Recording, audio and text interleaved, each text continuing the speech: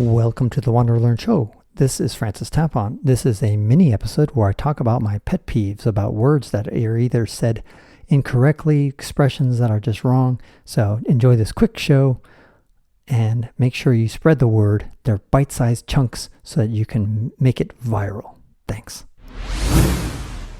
Now my mom, God bless her, she's 85 years old. She will often say the phrase, if I die, you're going to be in trouble because you're going to have to deal with the house and stuff like that. If I die, you're going to have all sorts of paperwork and headaches to deal with. Mom, there's no if I die. It's when you die. I know this is a terrible thing for a son to say to her mother, but the bottom line is sometimes people say things like, if I die. Now you could say things like, if I die before you. Okay, that makes more sense. Or if I die prematurely, or if I die in an accident. But don't just say, if I die, and then go on with the sentence. Like, if I die, the world is going to collapse. No. It has to be when I die. Sometimes, as humans, we like to deny our mortality. And yes, sorry, but it's not if you die, it's when you die.